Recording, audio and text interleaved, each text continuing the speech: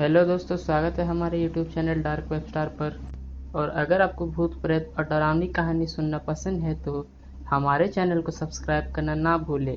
साथ ही में notification bell भी दबा दे कि आने वाली हर वीडियो आपको पहले पहुंचे। तो चलिए दोस्तों, शुरू करते हैं। मेरा नाम किशंत मौर्य है। मैं एक लोहार हूँ।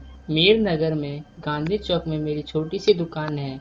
मैं घर में मेरी बीवी होमा और मेरे छोटे बेटे योगेश है।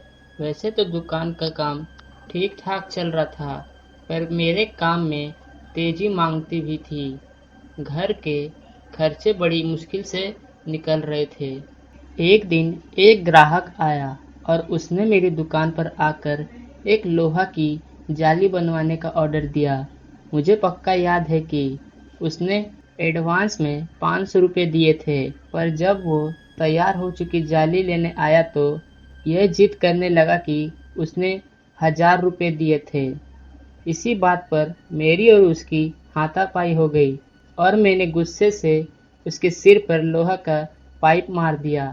इस कारण की वजह से मुझे 1 साल की जेल हो गई।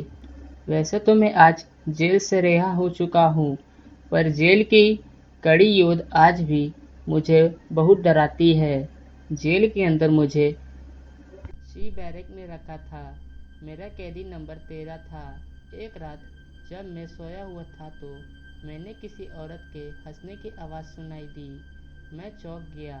जब मैंने लॉबी में देखा तो दूर अंधेरे में कोई औरत खड़ी थी। मुझे यकीन नहीं हुआ कि मर्द की जेल में एक औरत कैसे घुस आई है। मैंने अपने पास सोए हुए रमेश को जगाया और बोला कि यहाँ पर कोई औरत घुस आई है। रमेश बोला कि तेरा दिमाग हट गया है क्या? ये मर्द की जेल है, यहाँ कोई औरत आ ही नहीं सकती है। इतना बोलकर वो वापस सो गया।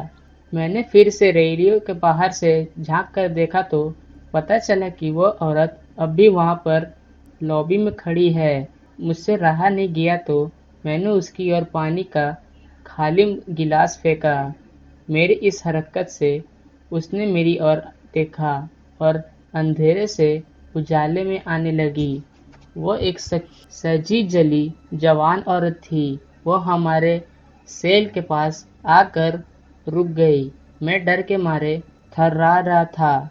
तभी अचानक उसने हमारे सेल के ताले पर नजर डाली। पलक झपकाते ही ताला खुल गया और नीचे गिर गया और दरवाजा भी खुल गया। ये सब देखकर मेरे तो रोंगटे खड़े हो गए। उसके बाद उसने मेरी ओर नजर घुमाई। मैं उसे देखकर डर के मारे कांपने लगा। अब वो फिर से मुड़कर उस ओर जाने लगी जहां से वो आई थी। जब वो मुड़ी तो उसके पीठ पर कोई मांस या चमड़ी नहीं थी, सिर्फ सिर्फ कंकाल था। ये भयानक नजर देखकर मेरे तो होश उड़ गए। मैं चिल्लाना चाहता था, पर जबान से आवाज़ें नहीं निकल पा रही थी। कुछ ही देर में वह भयानक औरत गायब हो गई। मैंने फिर से रमेश को जगाया। इस बार मेरे डरा हुआ चेहरे देखकर रमेश भी चौंक गया। उसने सेल का दरवाज़ा खुला देखा तो वह बोला कि ये तुमने किया क्या? हम पर जेल से भागने का आरोप लगेगा। हम दोनों ने मिलकर सेल का दरवाज़ा बंद कर दिया और खुला ताला लटका दिया। सुबह जब हमें गार्ड बाहर निकालने आए तो उसने हमारे सेल का ताला खुला पाया। उसने फौरन जेलर साहब को बुलाया।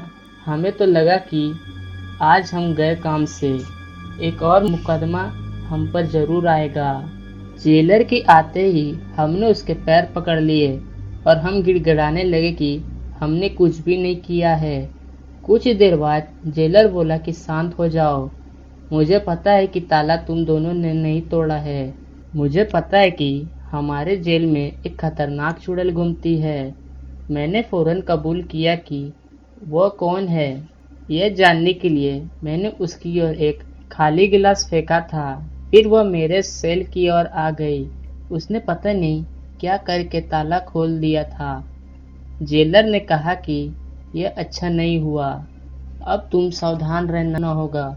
वह किसी भी वक्त तुम पर हमला कर सकती है। उसी दिन जेलर ने मुझे सी बैरक से निकालकर बी बैरक में शिफ्ट कर दिया। उस दिन के बाद हर रात मुझे पायल की खनखनाने की आवाज़ सुनाई देती थी। कभी कभी वह भयानक चुड़ैल मुझे सेल के अंदर भी दिखाई देती थी।